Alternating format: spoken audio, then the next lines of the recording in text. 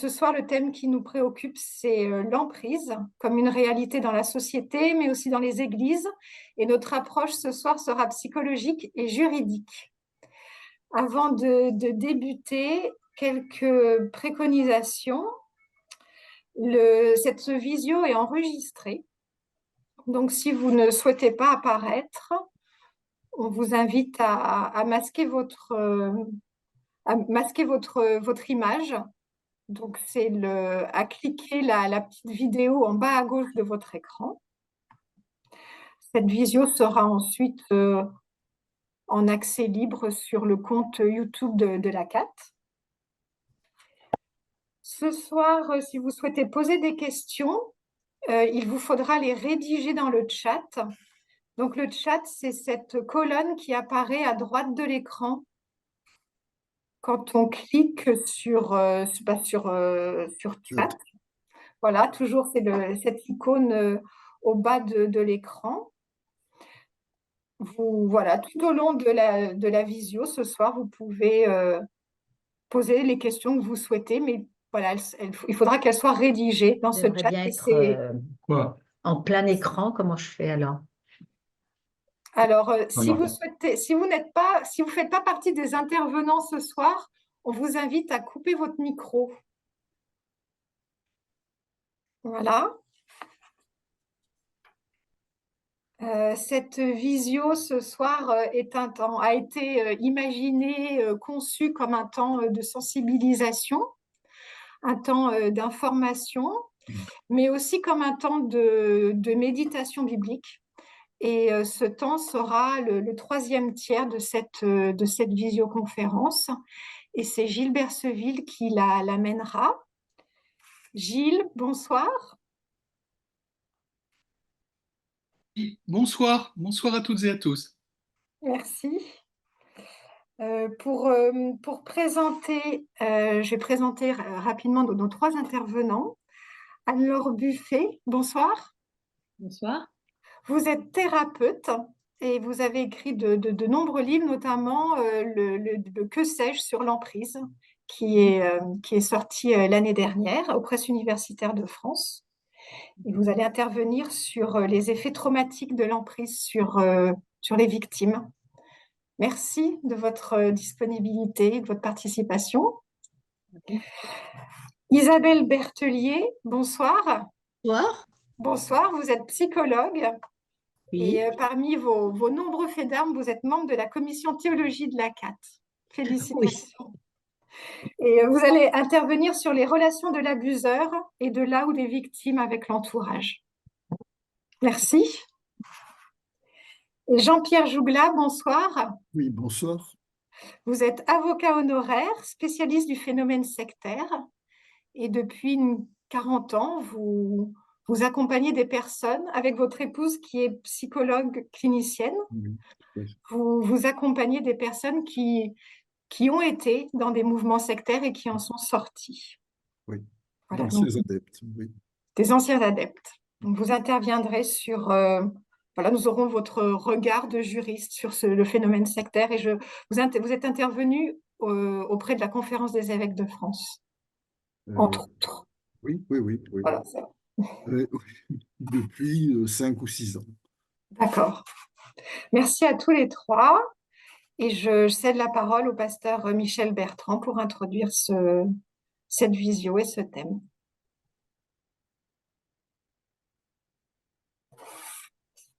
Michel. Il faut qu'il mette le micro. Son micro est arrêté. Alors, Michel, voilà, avec son micro. On ne t'entend pas. Voilà.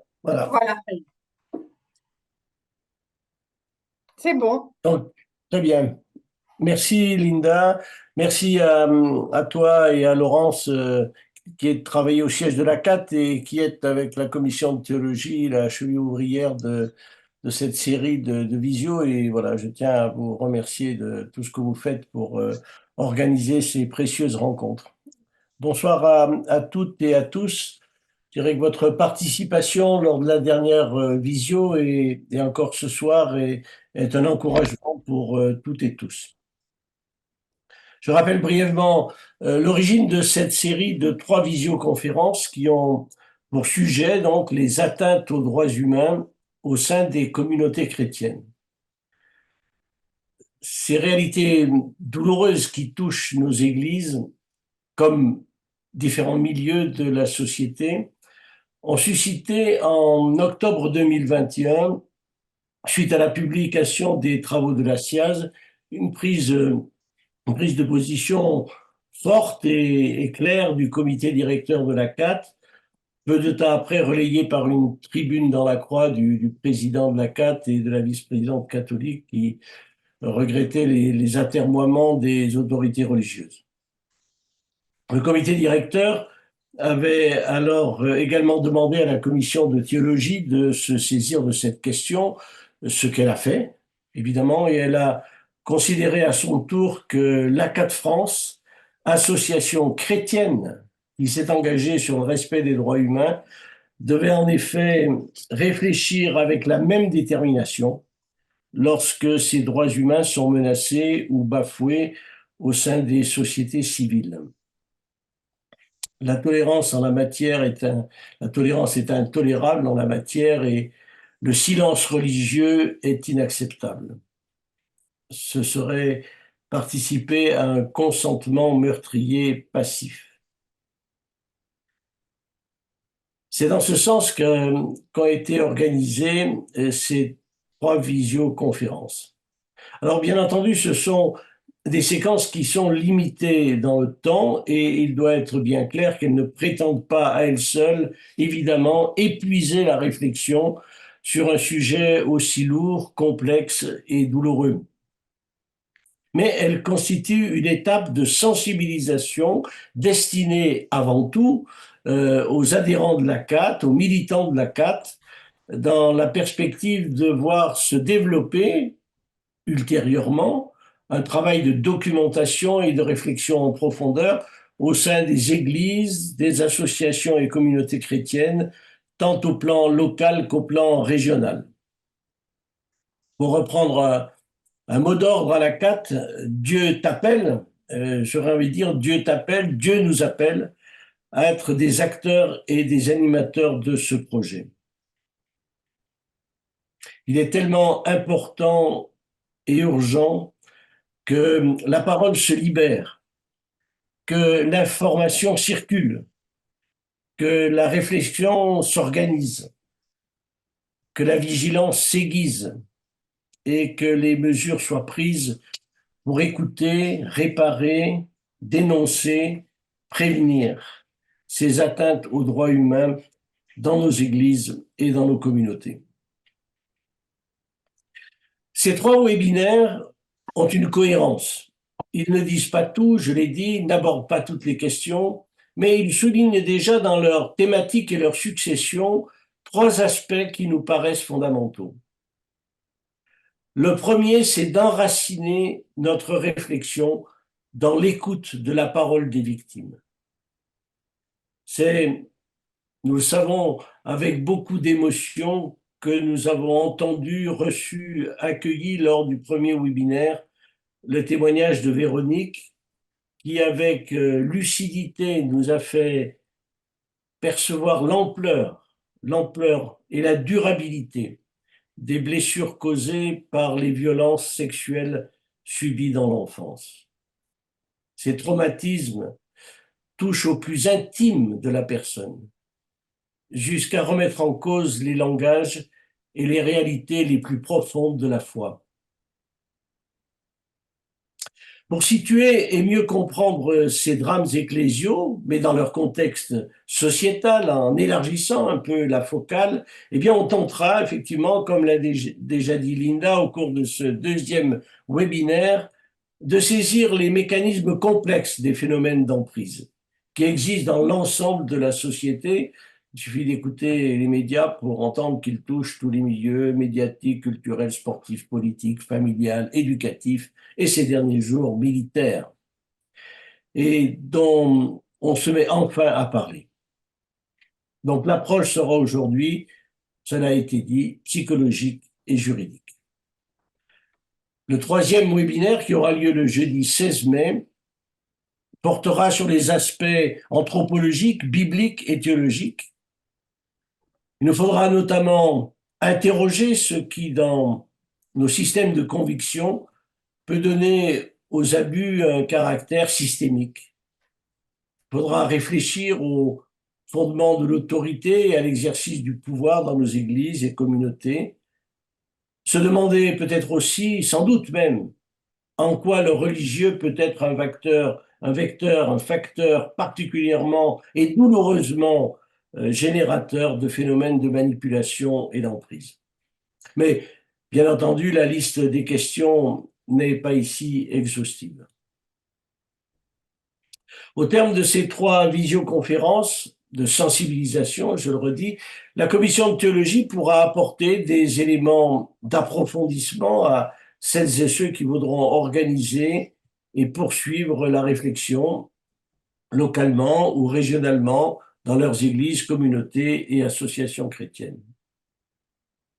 Mais de cela, nous aurons l'occasion de reparler lors de la 3e visio. Pour l'heure, je vous propose d'entrer dans le 2e temps de cette sensibilisation. Merci Michel. J'en profite pour saluer Véronique Garnier qui est présente ce soir parmi nous. Alors, tu le confirmes donc, on Oui, l'espérait. et oui, elle est là. Bonsoir Véronique. Bonsoir Véronique. Oui, bonsoir à tous. Merci. Merci d'être présente avec nous ce soir à nouveau et merci pour votre témoignage il y a un mois qui continue d'habiter notre mémoire. C'est pas simple de dire ce que vous avez dit devant une mosaïque de 70 visages inconnus. Merci pour votre courage. Et je donne la parole à Anne-Laure Buffet. Bonsoir, bonsoir à toutes et tous. Merci de m'avoir invité à parler des traumatismes créés par l'emprise et donc de participer à ces visioconférences. Alors pour me présenter très très rapidement, vous l'avez fait Linda, je suis thérapeute. Je travaille essentiellement sur les phénomènes d'emprise, sur les violences psychologiques et principalement dans le cadre familial, donc ce qu'on appelle les violences intrafamiliales. Cela dit, le système d'emprise étant un système et un mécanisme, que ce soit dans les violences intrafamiliales ou dans d'autres cadres, c'est toujours la même mécanique que l'on va retrouver, c'est le même système que l'on va retrouver. Donc, c'est important de l'entendre pour essayer de ne pas scinder ou de ne pas différencier un certain nombre de violences, que l'on soit victime d'emprise, d'un phénomène d'emprise au sein de la famille ou dans un autre cadre, la victime va subir de toute façon un traumatisme qui aura les mêmes conséquences. Et je trouve qu'on a encore trop tendance dans notre société à vouloir catégoriser et classer les choses et les différencier là où il faut s'intéresser réellement à ce qu'un individu subit et aux conséquences pour lui. Vous m'avez demandé d'intervenir pour parler des traumatismes suite à une relation d'emprise. Alors, je me suis permis, je sais que le temps est court, hein, mais je me suis permis, avant d'attaquer directement sur le trauma, de me proposer, de vous proposer, de rappeler en tout cas pour moi ce qu'est l'emprise et comment fonctionne très rapidement ce système. Parce que pour comprendre le trauma et comprendre le traumatisme et ses conséquences, il faut quand même savoir d'où on parle et de quoi on parle. On parle de l'emprise. Aujourd'hui, schématiquement, trop souvent, c'est présenté comme, et je vais être volontairement schématique, comme émanant d'un individu que l'on va dire agresseur, auteur de violence, et cette violence va s'abattre sur une victime. Et la victime est généralement présentée comme une personne bien sûr bienveillante, bien sûr fragilisée, bien sûr vulnérable, mais qui n'aurait, malgré elle, consciemment ou inconsciemment, eu aucun intérêt ou aucune raison à être dans cette relation. Or, s'il n'y a pas d'intérêt, s'il n'y a pas de raison à être dans une relation, pourquoi y être? Ce qui veut dire qu'il y a dans la relation d'emprise, il y a ce que va commettre l'auteur, mais il y a la façon dont la victime va se comporter. Je pondère tout de suite ce que je viens de dire. Mes propos peuvent, vis-à-vis des victimes, sembler culpabilisants. Je le sais. Je m'en excuse par avance. L'idée, ça n'est pas de culpabiliser. L'idée, c'est de faire comprendre que quand on est dans ce type de relation, il y a une raison pour y être. Si l'on veut en sortir, si l'on veut se réparer, si on veut accompagner des personnes qui cherchent à se réparer, il faut comprendre ces raisons-là. Il faut les connaître. Donc, je sais, je me répète, je sais que ça peut être douloureux pour des victimes ou pour des proches de victimes d'entendre qu'il y a une raison pour se retrouver dans cette situation de victime. Si on ne l'entend pas, on n'accompagne pas, on ne soigne pas et on ne guérit pas et on ne fera pas avancer la société. L'emprise, très rapidement, je la décris en 3 temps. Le premier, c'est l'appropriation. Le deuxième, c'est la domination. Et le troisième, c'est la destruction, ou pour le moins le risque de la destruction. L'appropriation, la domination, la destruction par un individu d'un autre individu. Dit ainsi, ça semble assez schématique. Dit ainsi, il faut le décliner. La destruction d'abord. La destruction, elle peut être physique. Et là, on va penser à la mort. Elle est essentiellement psychique.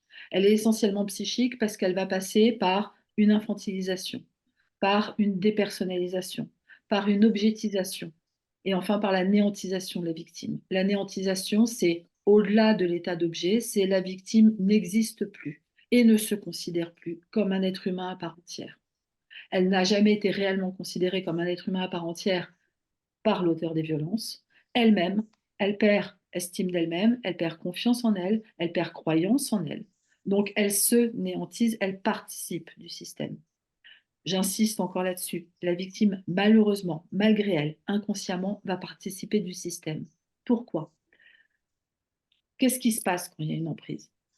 D'un côté, il y a quelqu'un qui va faire une promesse. C'est l'auteur des violences. Et bien évidemment, la promesse, ça va être de bien-être, de mieux-être, de réparation, de consolation, d'accompagnement, d'apprentissage.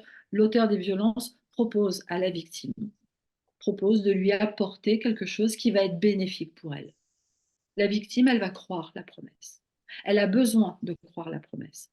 La victime enfant croit l'autorité adulte, en apparence bienveillante, qui lui promet quelque chose. La victime adulte, vulnérable, fragilisée par un parcours de vie, va croire également cette promesse parce qu'elle a envie d'aller bien. Parce que, a priori, tous les êtres humains ont envie d'aller bien.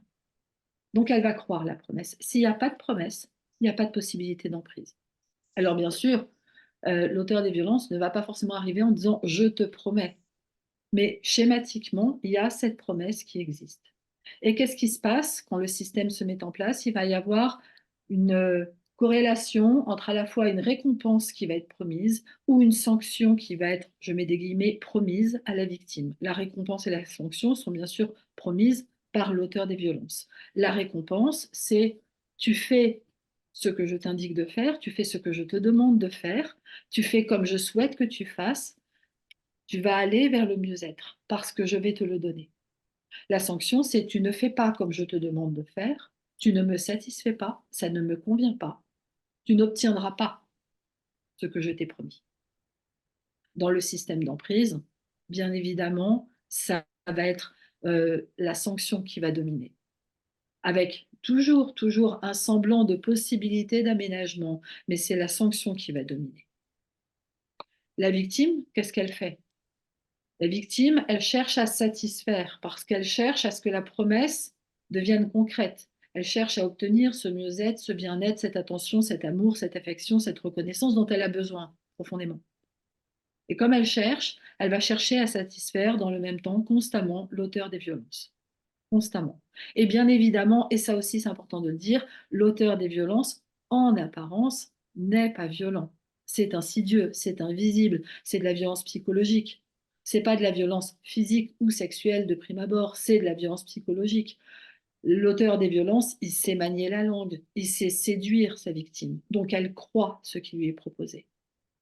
À la première fois où il va y avoir une sanction, c'est-à-dire la première fois où la victime va décevoir l'auteur des violences, décevoir, c'est-à-dire que l'auteur des violences va lui dire ça ne me convient pas.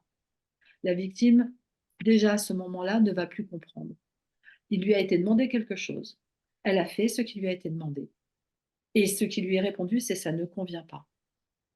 Donc elle va essayer une deuxième fois, elle va essayer une troisième fois. Petit à petit, c'est ça qui va créer le traumatisme.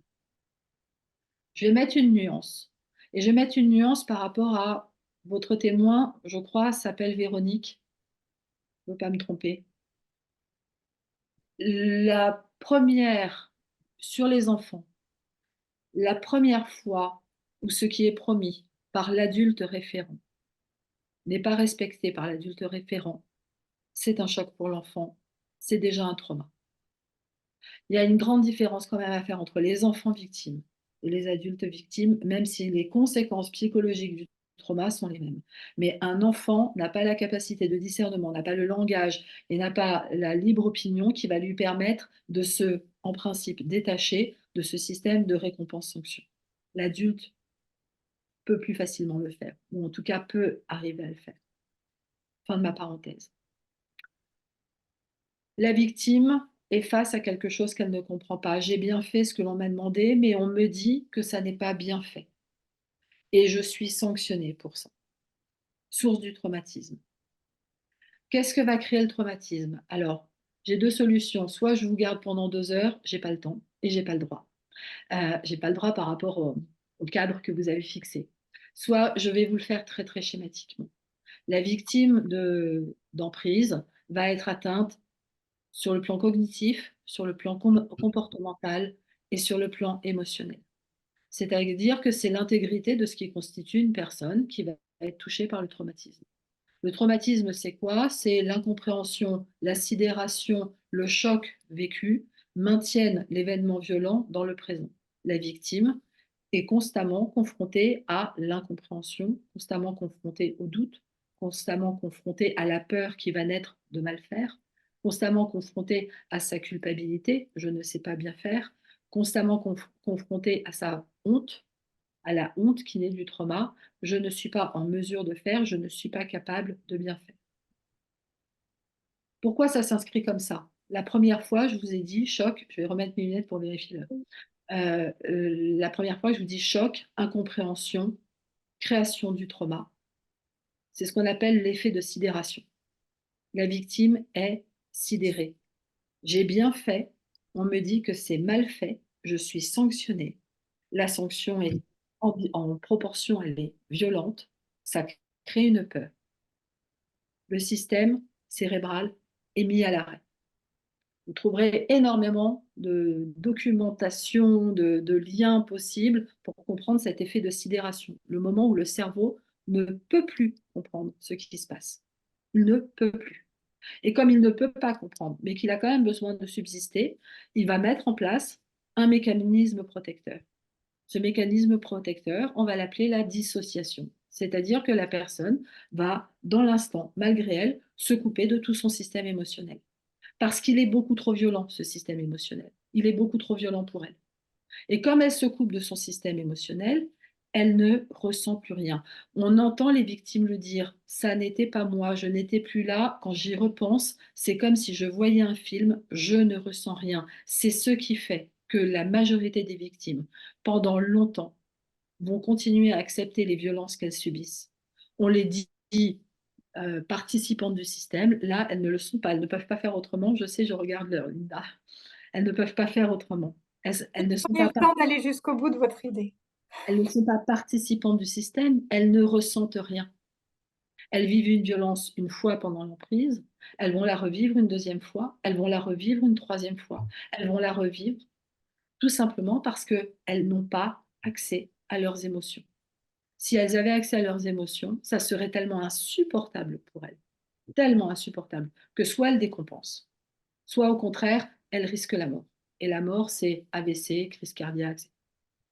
Vous faites des gros yeux, Linda, mais la réalité, elle est là. La réalité, elle est là. Sidération, dissociation et tout ce que ça entraîne.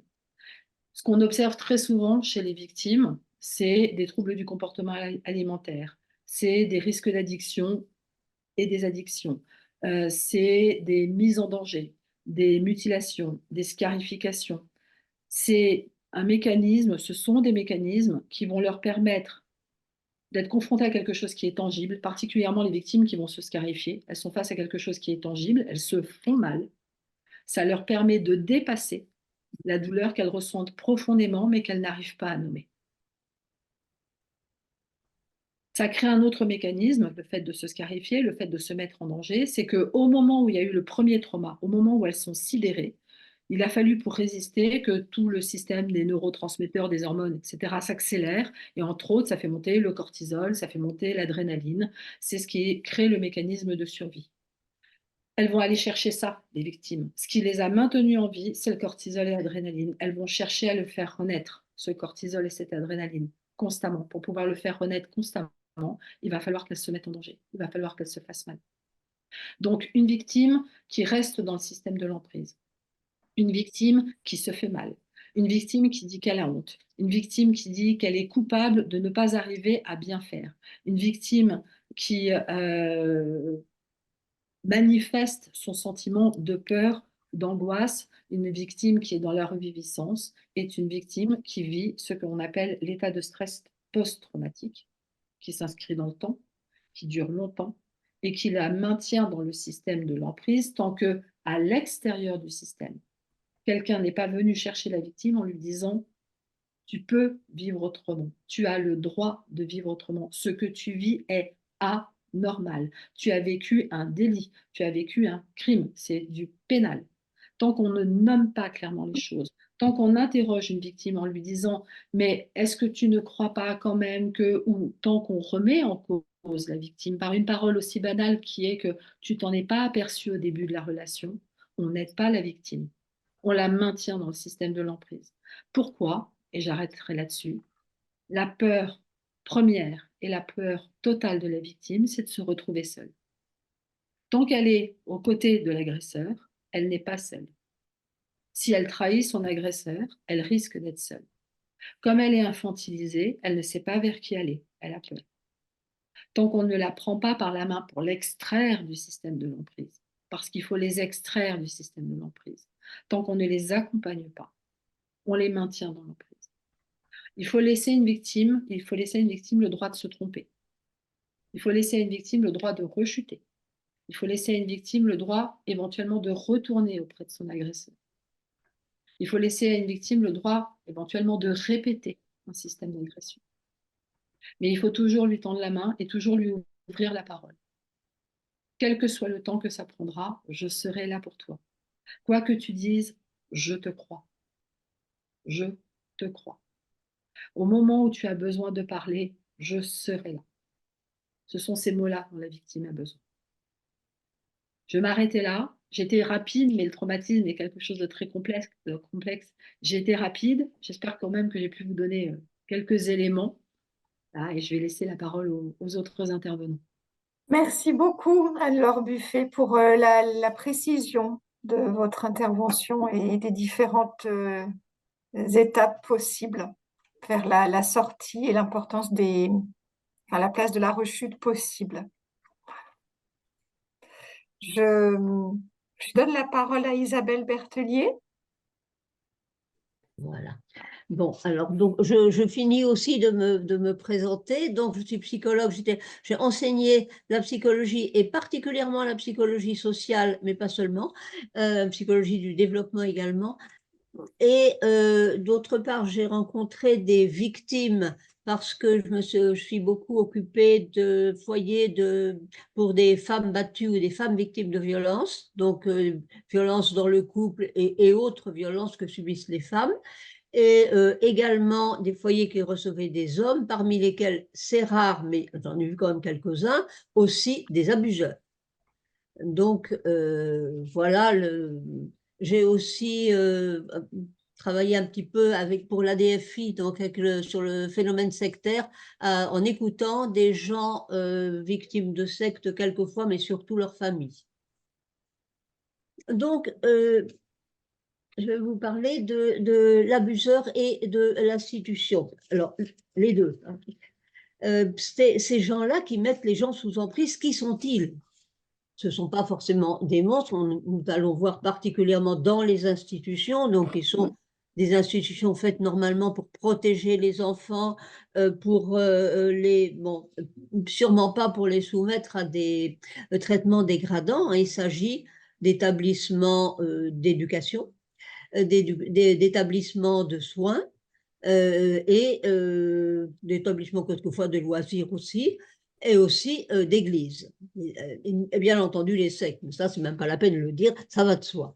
Bon, donc ces adultes qui devraient avoir un rôle protecteur, pourquoi est-ce que ils deviennent au contraire, s'ils sont entrés dans ces lieux, c'est en général avec l'idée d'aider des enfants, d'éduquer des enfants, c'est pas avec une mauvaise intention. Mais ça, il n'empêche qu'ils avaient inconsciemment des tendances à abuser. Mais c'est autre chose, on verra après. Alors, qui sont-ils d'abord? Et premièrement, et deuxièmement, quel est l'entourage? Pourquoi est-ce que l'entourage ne réagit pas? Entourage immédiat, responsable de groupes et d'institutions, et aussi les institutions, les grandes institutions. Bon, l'entourage, bon, on va se poser la question de savoir s'ils sont aveugles, complices, eux-mêmes sous emprise, ou s'ils ont peur et de quoi. D'abord, l'abuseur. Alors, je ne vais pas vous faire toute la psychologie de l'abuseur parce que c'est très compliqué et bon, il est hors de question qu'en 10 minutes, je peux vous faire ça. Il est souvent difficile à repérer, l'abuseur, parce que c'est quelqu'un essentiellement qui se dissimule, qui donne le change, qui abuse, mais il abuse pas, il abuse des enfants, il abuse du point de vue sexuel, mais il abuse aussi de la confiance et du pouvoir. Donc, il abuse de la confiance non seulement des victimes, mais aussi des témoins. Il est difficile à repérer pour cette raison-là. Alors, bien sûr, on ne soupçonne pas a priori quelqu'un, en général, qui se présente comme un personnage respectable. Je parle surtout de ceux qui sont en institution, hein. Bon, dans la famille, c'est un peu différent. Respectable, qui fait autorité, des gens qui possèdent du prestige et du pouvoir. Ces images-là ne cadrent pas du tout avec l'image d'un criminel qu'on imaginerait violent, brutal, comme certains délinquants sexuels. On ne fait pas du tout, l'image ne correspond pas du tout. Et pourtant, bon, il y a eu relativement récemment des prises de conscience dans la société, je pense d'abord au rapport de la SIAS, bien sûr, ou de la Civis aussi, et également des mouvements comme MeToo. Il y a eu une prise de conscience qui, avant, avant, ne prenait pas conscience, mais les abus existaient tout autant. Et il y a eu aussi un certain nombre d'ouvrages qui sont parus sur ce sujet. Et alors, l'abuseur, il est nommé, bon, abuseur, il est quelquefois considéré comme le tyran, et très souvent, il y a beaucoup d'ouvrages et d'articles, surtout en ce moment, comme un pervers narcissique. Alors, je vais un petit peu parler de cette image du pervers narcissique parce qu'il y a à peu près tout et n'importe quoi sous ce nom-là. Et dans le domaine des abus et de l'emprise, il faut absolument éviter, je ne dis pas qu'il faut tout classer, hein, pas du tout, mais il faut éviter les confusions. Ce n'est pas la même chose. Il ne s'agit pas de tout mettre en bien rangé avec des distinctions très très nettes parce que ça n'est pas possible, mais il ne faut pas, voilà, il y a des confusions qui sont tout à fait dommageables d'abord aux victimes.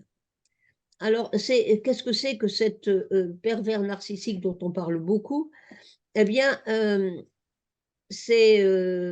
d'ailleurs, en plus, quand on prend les ouvrages en question, on parle de lui, mais ça ne dit pas qui il est. On dit, ce qu'on voit, c'est ce qu'il fait. Ce qu'il fait, ce sont les mécanismes d'emprise. Alors, pour éviter les confusions sur ce sujet, il ne faut pas confondre, alors on parle d'un pervers, hein. Ne pas confondre la perversité, qui est une volonté de faire mal et de faire le mal, et une perversion. Ça n'a rien à voir, pas grand-chose. Une perversion en psychologie, on en parle au sujet d'une pulsion qui vise un autre objet que son objet naturel. on donne toujours l'exemple, c'est depuis Freud, hein, des pulsions sexuelles. La pulsion sexuelle peut avoir ce qu'on appelle des paraphilies, c'est-à-dire le fétichisme, le voyeurisme, l'exhibitionnisme, le sadomasochisme, la pédophilie, mais pas la pédocriminalité, hein, c'est autre chose. Hein. Donc, pédocriminalité, c'est un passage à l'acte. Hein. Ensuite, ce pervers, on dit pervers narcissique. Narcissique, ça ne veut pas dire égocentrique non plus. Bien que, après, il ait effectivement des conduites très, très égocentriques. Donc, ce narcissisme, ça vient du mythe de Narcisse, mais je ne vais pas vous le donner, sauf on verra après. Bon. Il s'agit, quand on parle de narcisse, il s'agit d'une phase du développement de l'enfant. Hein. Au début, un enfant, rapidement, un enfant, il n'a pas conscience du milieu qui l'entoure et de sa mère. Il ne se distingue pas. Hein. Il se confond. Ensuite, il découvre les objets d'abord, pour la première phase. Deuxièmement, il va découvrir son image et l'altérité. Et en troisième lieu, il va découvrir les autres et la société. Trois grandes phases. Plus le blocage arrive tôt, moins le développement est avancé, et plus il peut y avoir des conséquences graves pour l'enfant. Ce qu'on appelle pervers narcissique, hein, je mets toujours entre guillemets parce que je ne suis pas tout à fait d'accord avec la façon de le dire, c'est quelqu'un qui a non pas un égocentrisme, mais d'abord une faille. Au début de la construction de soi, il a une faille narcissique, c'est-à-dire qu'il n'arrive pas à se concevoir lui-même comme quelqu'un de bien, de respectable, d'aimable, etc. Il n'a pas d'estime de soi, il n'a pas de confiance en soi. Et pourquoi est-ce qu'il n'a pas acquis, c'est ça, ce qui est normal chez tous les enfants, hein, y compris même l'égocentrisme enfantin, tout ça. Qu'est-ce qui lui est arrivé? Eh bien, il a pu être objet de maltraitance infantile, hein, ou d'abus sexuels infantiles, mais bon, en général, c'est qui viennent plus tard. Là, c'est quelque chose de très précoce. Et il y a eu souvent, il a pu y avoir maltraitance par la mère, par exemple, ou simplement une mère pas affectueuse, une mère, des abandons, des changements, beaucoup de choses qui arrivent, un manque d'affection qui arrive pendant cette période où l'enfant a pu se croire abandonné. Bon, donc, certains d'ailleurs parmi les parents ont été eux-mêmes, sont eux-mêmes des gens qui ont des problèmes psychologiques graves. Bon, alors que va faire ce pervers? Eh bien, il va essayer d'obtenir des autres ce qui lui a manqué et aussi de projeter sur eux ce qu'il trouve mauvais en lui. Cette idée de projection, on la trouve aussi dans une autre pathologie encore plus grave, qui est la paranoïa. Mais pour lui, cette projection, ce qu'il fait, cette façon d'attribuer aux autres le mal et de prendre pour lui le bien et de compenser en se faisant une personnalité très digne, avec beaucoup de pouvoir, etc., eh bien, pour lui, c'est quelque chose d'absolument vital. Il est en danger d'effondrement de la personne, de dépression grave ou de folie. Donc, il développe des défenses. Il a besoin d'être admiré, rassuré. Il fait tout pour combler son vide affectif et narcissique, c'est-à-dire son manque d'estime de soi, de confiance. Il est dépendant de l'opinion de son entourage et il cherche à le séduire pour être admiré. Il ne prend même pas conscience du mal qu'il fait. S'il avait conscience et qu'il faisait exprès de faire le mal, ce serait un psychopathe, ce ne serait pas un pervers. Et il peut élaborer aussi des théories qui le justifient. Alors, par rapport à sa victime et par rapport à l'entourage quelquefois, il est tout à fait capable d'élaborer des théories qui peuvent être complètement délirantes d'ailleurs, ou pas, qui peuvent être des explications. Et ces théories dont lui-même se persuade, ce n'est pas seulement des histoires qu'il raconte, il s'en persuade. Et ça vient d'un mécanisme psychologique qui est bien connu par ailleurs et qu'on n'attribue pas ici, c'est la dissonance cognitive entre ce qu'il est censé faire et ce que représente son personnage. Alors, principalement dans une institution, hein, où il a un rôle d'éducateur, un rôle de soutien, d'aide, etc. Et ce qu'il fait, c'est-à-dire d'abuser des adultes, mais encore plus des enfants, il y a une dissonance absolue. Ce qu'il dit, c'est exactement le contraire de ce qu'il fait. Or, il arrive, mais pas toujours complètement, c'est-à-dire qu'il commence par faire une exception. Oh ben pour une fois, oh bien, oh ben oui, mais j'ai besoin de ça, bon, etc. Cette dissonance, ça va conduire à quelque chose, c'est que dans tous les cas de dissonance cognitive, on a à choisir entre la conduite qu'on a, et qu'il faut quand même bien justifier, et les idées, l'idéal, etc., qu'on annonce et qu'on a, et auquel on devrait correspondre. Et quand il y a le choix entre les deux, eh bien, on choisit toujours, normalement, pas toujours, à peu près, c'est ce qu'on constate, hein. Ce n'est pas indispensable, mais c'est ce qu'on constate.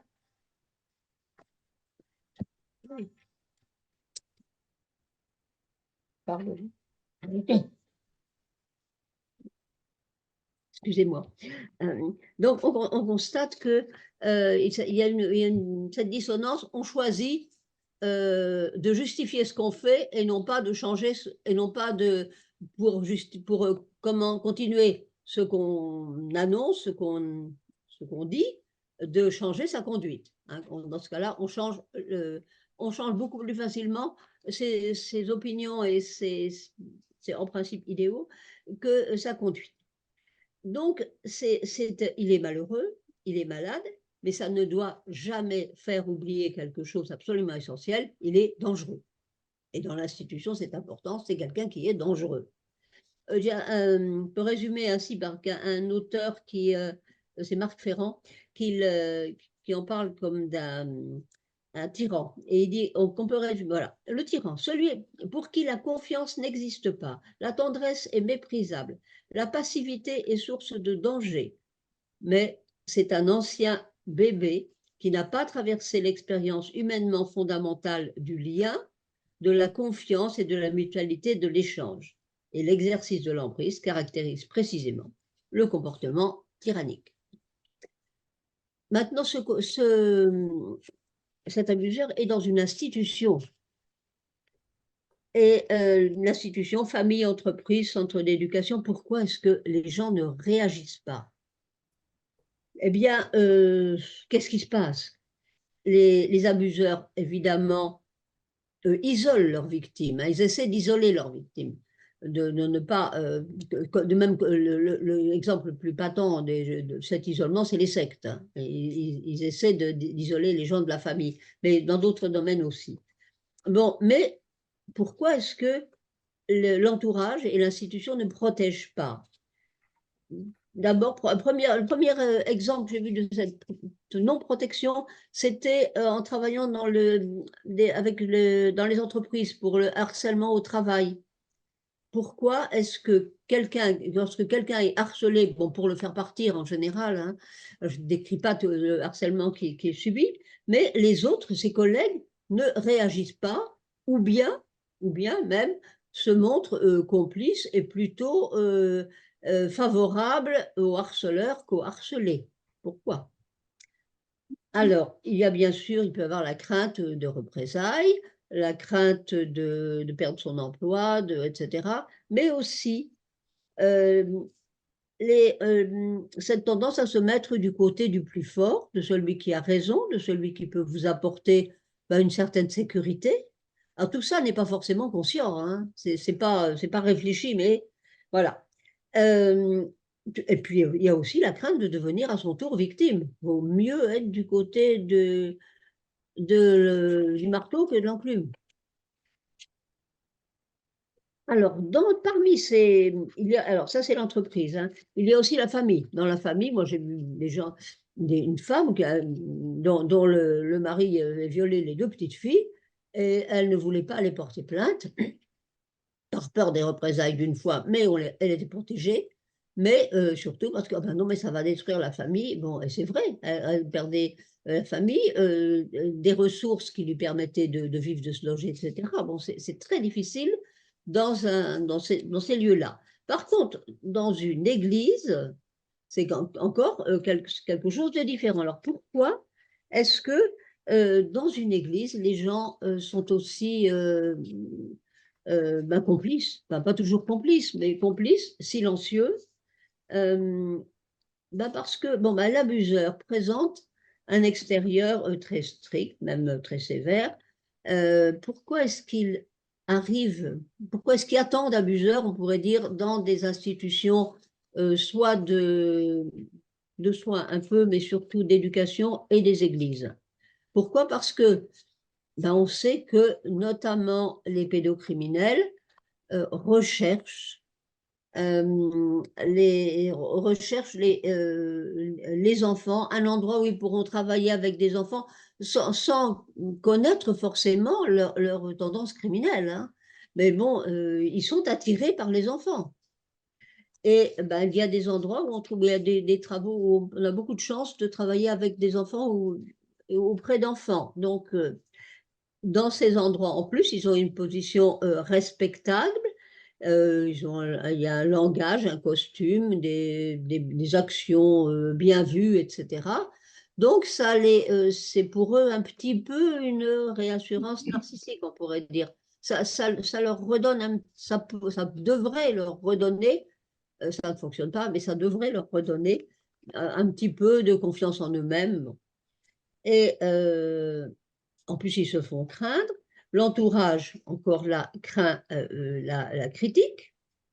Alors, la critique, c'est pas perdre son emploi, hein, dans une église ou des associations d'églises, mais c'est d'être vu comme méfiant, malveillant, calomniateur, et d'autant plus que l'abuseur lui-même sait se présenter comme victime, hein, il est victime de calomnie. Et puis,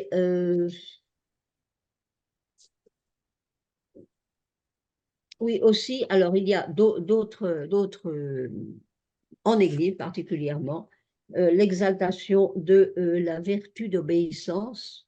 Or, tout ce que souhaite l'abuseur, c'est de se faire obéir, hein. La miséricorde, ah oui, bon, mais la miséricorde, c'est pas fait pour empêcher de voir les actes. Isabelle, je me permets d'intervenir. Il y a encore un troisième intervenant et après il y aura des questions. Si, Je termine. Je termine. Alors, donc, il y a donc la miséricorde, l'ignorance. Alors, l'ignorance que l'abuseur peut développer toute une théorie mystique et bizarre, et il y a beaucoup de gens qui ne sont pas suffisamment formés, y compris des accompagnateurs qui ne sont pas suffisamment formés. En plus, c'est une société où il y a un pouvoir non démocratique sans contre-pouvoir. Ceux qui prennent le pouvoir peuvent très bien s'en servir de cette façon-là. On a vu qu'il y avait beaucoup plus souvent confiance dans la parole de ceux qui ont l'autorité, y compris si ce sont des abuseurs, que dans les victimes. Bon, contre ce manque, en fait, qu'on trouve dans les églises, eh bien, il y a des choses qui peuvent permettre de réagir. D'abord, la vérité et la précision. Il ne s'agit pas de rester dans le flou. Les abuseurs adorent ça. Ils jouent beaucoup sur le langage. Alors, attention au secret. Il y a, bon, certains secrets sont tout à fait respectables. Quand un abuseur demande le secret, il dit non, mais on n'en parle à personne, il ne faut pas le dire, il faut pas. Non, ce serait de l'orgueil de faire part des grâces que vous recevez, alors qu'en fait, c'est de ce qu'il lui promet, lui, hein. Donc, la langue de bois, la crainte d'être attaqué, penser que l'institution va s'écrouler si on dénonce ce qui ne va pas dedans, alors que bon, ce serait simplement un nettoyage. La science n'a pas fait écrouler l'Église. Alors, il ne s'agit pas seulement de l'Église en général, hein, mais de chaque petite communauté, à chaque fois, on a ce phénomène de protection de la communauté, parce que c'est précisément elle qui protège ses membres pour ne pas dénoncer. Et eh bien c'est les victimes voilà, c'est les victimes qui en sont une fois de plus victimes. Bon, j'arrête là parce que. Merci beaucoup pour ces détails sur le profil psychologique des abuseurs et les types d'institutions qui freinent elles aussi la guérison et la vérité chez les personnes victimes. Linda, est-ce que je peux m'absenter un quart d'heure? Oui, bien sûr. Et je donne la parole à Monsieur Jougla pour l'aspect juridique. Je vous remercie. Si je dois respecter le timing, il me reste 8 minutes. Vous avez le temps de dire tout ce que vous aviez prévu de dire. Mais j'ai rien prévu de dire. Je Non, voulais écouter un vraiment, petit peu rien? non, je voulais écouter ce que les deux intervenantes diraient. Je partage bien entendu hein, leur approche. Simplement, pour moi, c'est une vieille histoire. J'ai commencé en 75 à m'occuper de victimes de secte dans le cadre de ma profession d'avocat. Et depuis, je n'ai pas cessé. Mais le problème de l'emprise, je l'ai toujours connoté à la dimension de liberté et au questionnement autour de la liberté. Et c'est une très très vieille histoire, en tout cas en France, puisqu'il y a déjà 5 siècles, la Boétie s'interrogeait sur la servitude volontaire, qui n'est pas tout à fait ce que Madame Buffet en a dit quand elle a laissé entendre que les victimes avaient une participation volontaire à la dimension d'emprise. Ce que je ne crois pas, en tout cas en ce qui concerne l'emprise sur laquelle je travaille, qui est l'emprise de nature groupale liée à ce qu'on appelle des sectes. Alors, pour essayer de vous faire comprendre pourquoi ça se distingue de l'emprise qu'on rencontre dans les relations intrafamiliales ou dans les relations de travail, je crois essentiel de dire que ce type d'emprise a une dimension systémique qui est liée à la structure des groupes d'appartenance. Et cette dimension systémique, elle peut être résumée très rapidement si on laisse de côté le processus purement psychologique de l'emprise, qu'on peut décrire autour de 4 ou 5 passages clés qui sont la confiance envers celui qui, par la suite, va abuser, mais abuser essentiellement sur le plan psychologique, ce qui peut après se traduire au niveau physique ou au niveau de l'escroquerie financière, mais ce n'est pas l'essentiel. L'essentiel, c'est la dimension psychologique, que personnellement, je vais rattacher à l'atteinte à la dignité de la personne. Hein. Ce sont liberté, atteinte à la dignité de la personne, ce sont déjà 2 piliers autour desquels toute ma réflexion depuis 50 ans est menée. Et donc, ce processus psychologique de l'emprise, c'est déjà, dans un premier temps, la relation de confiance, qui va ensuite déboucher sur une dimension de séduction. Et la séduction, elle fait appel au narcissisme, aussi bien du côté du gourou abuseur que du côté de la victime, les deux travaillant sur cette dimension narcissique, qui correspondent à des failles, hein, dont nous sommes tous porteurs, il n'y a pas d'exception. Puis, le travail de séduction étant mis en place, le processus psychologique de l'emprise va consister ensuite à couper la proie de son environnement. Entendu au sens large, que ce soit l'environnement familial, amical, mais également les anciens modes de vie qui pouvaient être ceux de la victime. Et c'est essentiel, cette coupure-là. C'est ce qui fait souffrir la plupart du temps les familles de victimes, les familles d'adeptes. Mais la coupure, elle a une raison bien précise sur laquelle on n'insiste pas suffisamment, c'est que l'abuseur doit obligatoirement coupé de l'esprit critique extérieur que pourrait apporter le parent, l'ami, qui dirait obligatoirement, dès que la doctrine va commencer à être délivrée, mais tu vois bien que ça ne tient pas la route, tu vois bien qu'il te mène en bateau, tu vois bien que, ainsi de suite. Donc, cette étape est essentielle pour le gourou ou le conducteur spirituel abusif, c'est de couper des critiques extérieures. Et une fois qu'il a fait ce travail-là, il peut commencer de mettre en place tout le processus d'affaiblissement de la victime. Et un affaiblissement dans tous les sens du terme, que ce soit sur le plan affectif, sur le plan émotionnel, sur le plan intellectuel, sur le plan des connaissances, sur le plan physique, avec des pratiques fatigantes pour la victime, hein. Lui demander de se réveiller la nuit sous prétexte d'être en contact avec des entités spirituelles, des anges, tout ce que vous voudrez, qui vont travailler sur l'évolution spirituelle, mais qui en même temps vont priver la personne d'une partie de sommeil, et petit à petit affaiblissant avec également des régimes alimentaires spécifiques, avec des respirations forcées, enfin des choses comme ça qu'on rencontre dans la plupart des groupes. Petit à petit, la personne va être faible et ne va plus être en mesure d'avoir d'esprit critique, d'avoir une distance, d'avoir une remise en question de ce qui ensuite va lui être donné par le gourou, qui à ce moment-là, à cette étape-là, va pouvoir commencer à délivrer le contenu de sa doctrine.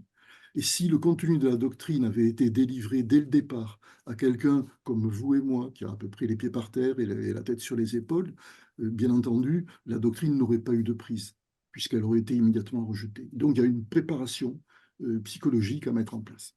Ouais, je ferme cette parenthèse sur cet aspect de l'emprise sur le plan psychologique pour aborder ce que je considère comme l'emprise systémique liée à la structure du groupe, quel qu'il soit. L'Église n'échappe pas à cet aspect systémique. Et c'est un des bienfaits de la commission Sauvé d'avoir expliqué que les abus sur le plan sexuel n'auraient pas pu avoir eu lieu s'il n'y avait pas eu la mécanique de l'emprise. Mais on n'a peut-être pas tiré du côté de l'Église suffisamment les conséquences de cette approche de M. Sauvé. Donc, la dimension systémique, elle est liée à la structure qui se met en place. Et si vous regardez toutes les communautés nouvelles, même les communautés anciennes quand elles dévient dans l'Église, hein, et je parle moi d'un point de vue de non-croyant, je ne fais pas partie de l'Église, mais j'essaie de voir avec ce que j'ai compris dans la parole des victimes, qu'elles soient des victimes de groupes sectaires classiques, avec des guillemets, ou de groupes sectaires appartenant à l'Église, se revendiquant de la dimension chrétienne. Ce que je vois chaque fois, c'est que tout groupe va se structurer autour de la construction d'un lieu de partage de pureté, de prétendue pureté.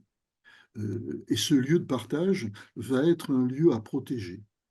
Et à partir du moment où vous inscrivez les gens dans cette idée de créer un territoire de pureté qui est à protéger, vous diabolisez le monde extérieur.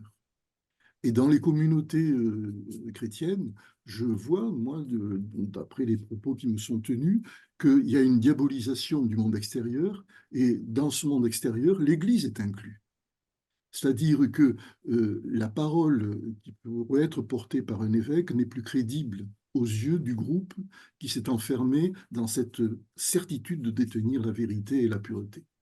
Donc ça, c'est le premier aspect, construction d'un territoire de pureté qui est un territoire à protéger. Et le même raisonnement peut être fait avec des groupes extrémistes, terroristes de nature islamique, hein. Je n'ai pas le temps de développer, mais si vous regardez El-Baghdadi, non, je ferme parce que ça nous amènerait trop loin. Donc, une fois que la construction de ce territoire a été mise en place, qui est la plupart du temps un territoire virtuel, hein, on n'a pas obligatoirement un territoire enclos derrière des murs de clôture, mais qui constitue quand même une prison qui va empêcher psychologiquement la personne qui est à l'intérieur de sortir vers l'extérieur. Ou à défaut, lorsqu'il revient de l'extérieur, on va l'accuser de revenir chargé de mauvaises vibrations, d'influences négatives, de pensées mauvaises, et ainsi de suite. Donc, ce groupe-là, s'instituant sur un territoire, il va falloir le gérer. Et la gestion d'un groupe, c'est-à-dire ce qu'on appelle d'un mot que je ne supporte pas, mais la gouvernance, le mode de gouvernement interne du groupe, il va toujours se mettre en place de la même façon, c'est-à-dire qu'il va y avoir une loi interne, hein, une norme qui va être posée par le chef, que vous l'appeliez gourou ou conducteur spirituel abusif. Et cette norme-là, l'adepte, le membre, l'adhérent, la future victime, ne participe pas à l'élaboration de cette norme. Il n'a pas le droit de donner son mot. Et d'ailleurs, ça lui paraît normal. Et il ne dit rien, il laisse faire. Parce que l'autre sait, mais lui, il ne sait pas. L'autre a des contacts avec des entités supérieures, avec Dieu, avec ce que vous voudrez, mais lui, non. Et, et lorsque la norme est posée, et elle peut rentrer dans des détails hein, très, très, très complexes, il y a des groupes sectaires où il y a des milliers de pages qui expliquent comment il faut vivre, comment il faut se comporter, comment. Ouais. Et une fois que la norme est posée, ben, il va y avoir obligatoirement une application de la norme dans la vie du groupe. Et là, c'est toute la dimension du pouvoir exécutif qui va se mettre en place au sein du groupe, à côté du pouvoir législatif, la déclinaison de la loi au niveau de comment il faut se soigner, comment il faut manger, comment il faut travailler, quelle gestion on va faire de l'argent qu'on rapporte, comment il faut instruire les enfants, quelle éducation donner aux adultes, comment gérer le système de police à l'intérieur du groupe, qui va déboucher ensuite sur la délation, sur des remontées d'informations et ainsi de suite. Et ça peut avoir des échos pour vous dans les communautés nouvelles ou traditionnelles abusives. Et puis, ce pouvoir exécutif étant décliné, il va être suivi de la dimension du pouvoir judiciaire, c'est-à-dire la sanction posée sur l'adepte qui n'a pas obéi à la norme. Et la sanction, la plupart du temps, elle est posée par celui qui a élaboré la norme. Et là, tout juriste et tout démocrate est sensible dans notre monde moderne à ce que Montesquieu nous a délivré comme message. C'est-à-dire que pour Montesquieu, il nous a appris qu'il ne peut pas y avoir de véritable constitution, sous-entendu démocratique, s'il n'y a pas de séparation de pouvoir. Et je fais un écho avec ce qui a été dit par une intervenante précédente.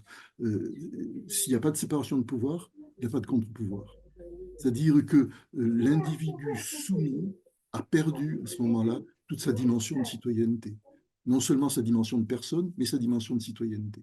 Il est devenu la chose, l'objet de celui qui a abusé. Et le paradoxe, c'est qu'à l'intérieur de ces communautés fermées, la légitimité de l'abuseur est liée au fait qu'il détient les trois pouvoirs, à l'opposé de ce que Montesquieu nous a appris. C'est-à-dire qu'il n'y a plus de citoyenneté possible, il n'y a plus d'autonomie de la pensée. Tout est soumis à la volonté du chef parce il détient entre ses seules mains les trois pouvoirs qui viennent l'instituer comme le leader normal. Et là, vous avez un problème au niveau de l'Église, à mon sens. Je le dis, Gilles Berceville m'a déjà entendu le dire plusieurs fois, c'est le problème du charisme qui vient excuser tous les abus. Et moi, chaque fois que j'entends charisme, je traduis psychiatrie. Parce que autant on s'interroge avec facilité sur les profils des victimes, et à mon sens, il n'y a pas de profil. Tout le monde peut devenir victime du processus de l'emprise parce qu'il est insidieux, on ne le voit pas venir, il est la plupart du temps dénué de toute violence. Mais autant donc il n'y a pas de profil de la victime, autant il y a des profils de l'abuseur, du gourou, du leader, du berger, du conducteur. Et là, personne ne se penche sur la dimension pathologique de ces gens-là, qu'on recouvre avec ce voile pudique du charisme qui vient tout excuser. Voilà, je ne veux pas dépasser le temps imparti, mais j'ai essayé de condenser en m'appuyant sur ce qui avait été dit par les deux intervenantes précédentes. Merci Juste, beaucoup. J'ai vu passer peut-être quelques questions auxquelles je peux rapidement répondre sur l'accueil qui est fait parfois dans les commissariats qui considèrent que les victimes ne sont pas crédibles. Ça, c'est le vrai problème. Parce qu'une victime d'emprise, la plupart du temps, elle peut apparaître à des yeux extérieurs non formés, non sensibilisés, comme étant elle-même porteur d'une pathologie, ce qui n'est pas le cas. C'est une pathologie qui est induite, qui a été rapportée parce qu'elle a vécu à l'intérieur du groupe. Et cette pathologie-là, elle amène la personne victime de l'emprise à être perçue comme étant elle-même une manipulatrice, comme étant elle-même quelqu'un de pervers. Et là, c'est le renversement complet qui va renforcer la douleur et le traumatisme de la victime. Voilà. Et puis après, bon, il y avait le poids de la morale dans l'Église, j'avais vu passer comme question. Moi, je rattache cette dimension de la morale dans l'Église avec ce que je vous ai dit de la doctrine, c'est-à-dire de la loi interne. Et chaque fois que je suis en présence d'un abuseur au sein d'une communauté religieuse, enfin, de croyance, je me rends compte que la perversité, elle a été de s'instaurer comme étant le détenteur, enfin, le transmetteur d'une connaissance, d'une croyance supranaturelle, suprahumaine, mais ramenée à l'individu qui dit en être détenteur. Et là, il y a un glissement qui fait qu'on rentre dans une logique de type sectaire. Voilà.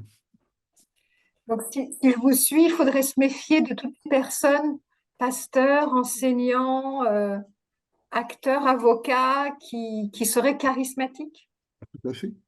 Tout à fait. Parce que derrière, il y a très certainement chez cette personne-là qui se dit charismatique, une faille narcissique qui peut l'amener à avoir les dérapages dont les deux intervenantes précédentes ont parlé.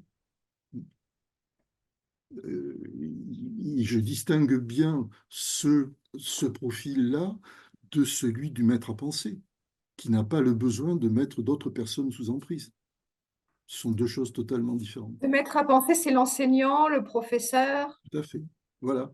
Qui lui-même sait que, sans connaître intellectuellement, qu'il faut distinguer, il faut faire attention au transfert et au contre-transfert, hein, pour reprendre des mots de psychologue. Alors que le charismatique, lui, il plonge là-dedans tête baissée, et il va en jouir. Très bien, merci beaucoup. Laurence, est-ce que tu as Alors, des questions dans le chat? il y a une des questions auxquelles Maître Jean-Pierre Jougla a déjà répondu. Alors, l'autre question, c'était, n'est-ce pas la frustration qui peut entraîner de tels actes? Donc là, on parle j'imagine, de l'abuseur, n'est-ce pas? Voilà, donc je ne sais pas qui peut répondre à cela. Est-ce que peut-être Isabelle, je ne sais pas si Anne-Laure est revenue, mais en tout cas, vous êtes là. Anne-Laure est de retour. Voilà, donc voilà la question à laquelle… Quelle est la place de la frustration chez les personnes qui abusent? N'est-ce pas la frustration qui peut entraîner de tels actes? Exactement. Plus que de la frustration. Plus que de la frustration, on est tous des êtres peu ou prou frustrés. Alors, d'abord, il ne faudrait pas parler de frustration, il faudrait parler d'incapacité à surmonter la frustration. Parce on est tous confrontés, en principe d'ailleurs, on est tous confrontés à la frustration et on apprend à la dépasser. Donc, ce sont plus des êtres qui sont incapables de surmonter la frustration. Mais s'il n'y avait que ça comme élément constitutif d'une personnalité abusive, agresseuse, ce serait presque facile à déterminer. C'est quand même un peu plus complexe que ça. Et des personnes qui n'arrivent pas à dépasser leur frustration peuvent se montrer par moments violentes. C'est pas pour autant qu'elles vont avoir des passages à l'acte aussi criminels sur leurs victimes. Alors, je n'ai pas d'autres questions dans le chat pour l'instant, mais… Isabelle, est-ce que tu souhaites intervenir sur cette question de la frustration? Alors, je crois que ce qu'a dit Anne-Laure Buffet et tout, correspond tout à fait. En fait, il s'agit de gens qui ne supportent pas la frustration, donc ils passent à l'acte. Mais pourquoi ils ne supportent pas la frustration? C'est parce qu'ils ont une faille bien plus ancienne. Parce que, bien sûr, ils peuvent ne pas avoir appris à supporter la frustration. Ça arrive aussi avec certaines éducations, mais ça ne suffit pas pour en faire des criminels, hein. Tandis que quelqu'un qui a vraiment une faille et qui ne supporte pas la frustration pour ça, parce que ça met vraiment en danger son être même, hein, parce que toute frustration pour un pervers narcissique, hein, il se sent en danger de mort. Bon, voilà. Mais ne pas supporter la frustration, ben on la supporte chacun plus ou moins bien, puis ça dépend des frustrations, hein. Voilà, c'est pas. Oui, je peux peut-être ajouter un commentaire, parce que on me demande d'intervenir en tant que juriste et j'ai oublié de parler d'une loi qui existe depuis 2001, qui est transcrite dans le Code pénal sous l'article 223-15-2, qui vient réprimer l'abus frauduleux de l'état de faiblesse Mhm. de personnes placées en état de sujétion psychologique ou physique, par le biais, dit la loi, de pressions graves et réitérées ou de techniques spécifiques. Donc, ce texte qui date d'il y a un peu plus de 20 ans maintenant, Alors, permet. Abou Picard, C'est c'est la loi Abou Abou-Picard. Enfin, elle était connue sous le nom de loi Abou-Picard, c'était la loi elle-même, et l'intitulé de la loi mérite d'être rapporté au sein de la CAT encore plus qu'ailleurs. C'est qu'elle considérait que les groupes de type sectaire étaient des groupes qui portaient atteinte aux libertés fondamentales et aux droits de l'homme, hein. C'était dans l'intitulé de la loi. Alors, j'en dis un mot parce que ces derniers mois, il y avait un projet de loi qui a été voté à l'Assemblée nationale contre l'opposition du Sénat, qui allait préciser ce texte en faisant de la mise en état de sujétion un délit en soi.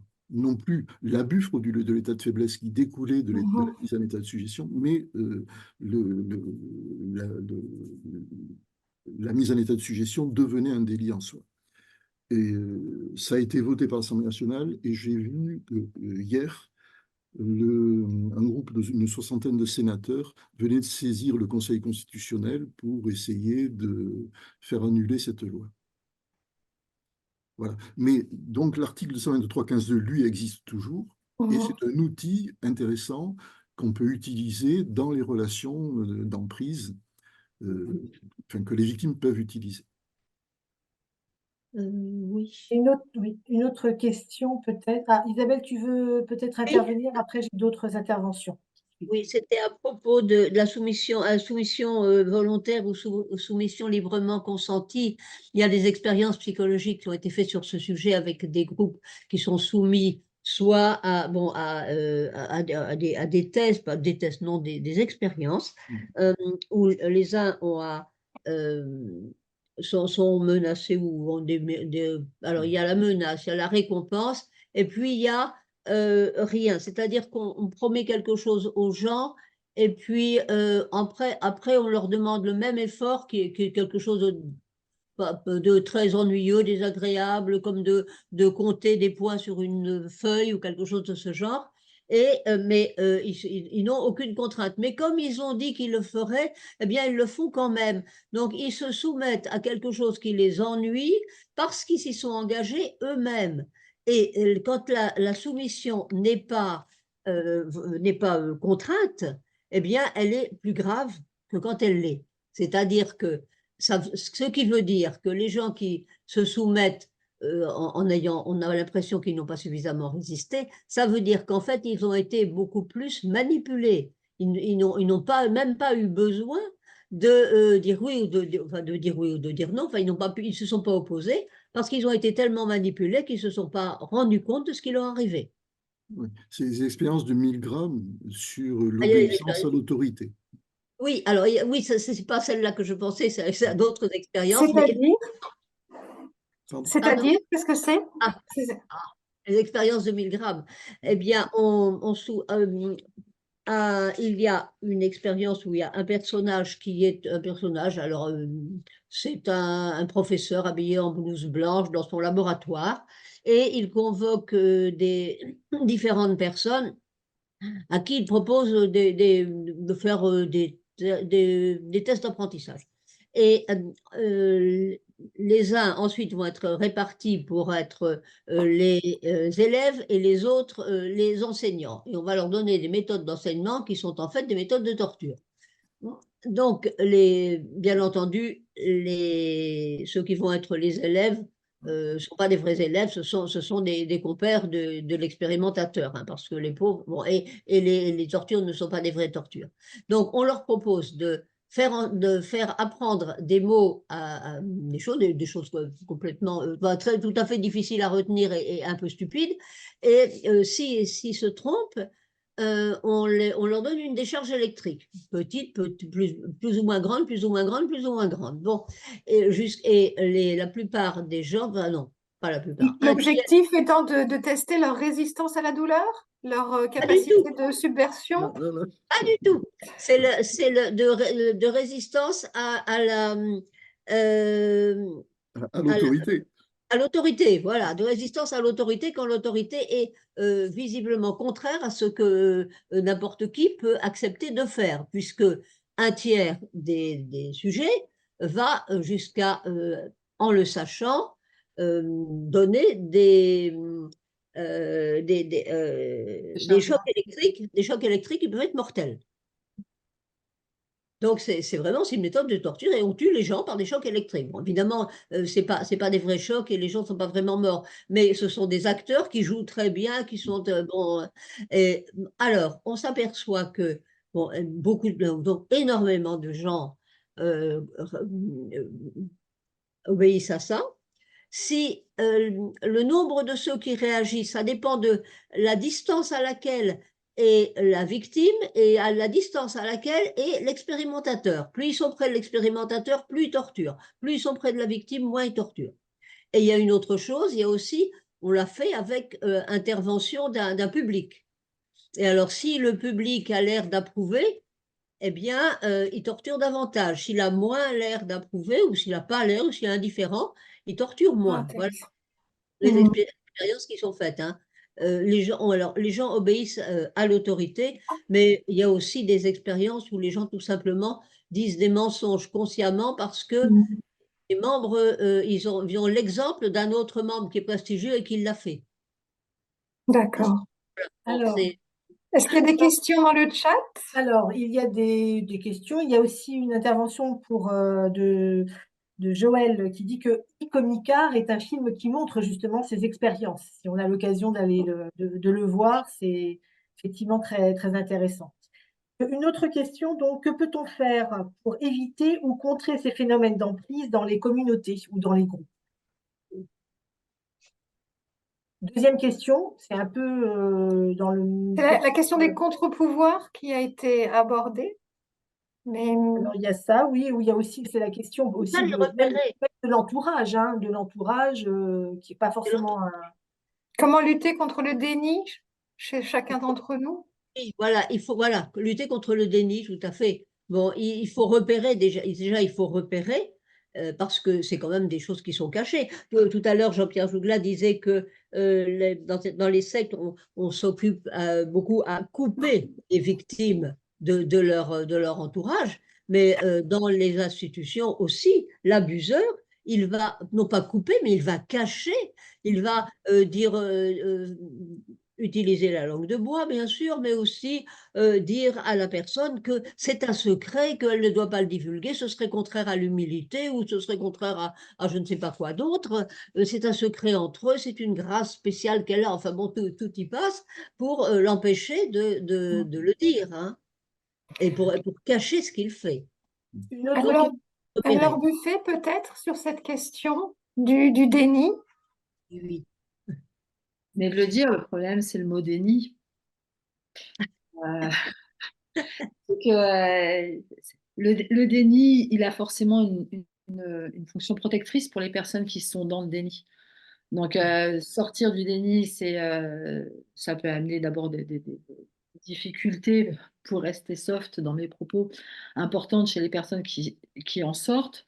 Et d'une certaine manière, si elles sont dans le déni, c'est qu'elles-mêmes, elles sont aussi dans ce système de soumission, d'emprise, de contrôle. Aujourd'hui, on parle de contrôle coercitif, en tout cas dans le cadre des violences intrafamiliales, on parle de contrôle coercitif. Donc, il y a le contrôle, la coercition, la contrainte.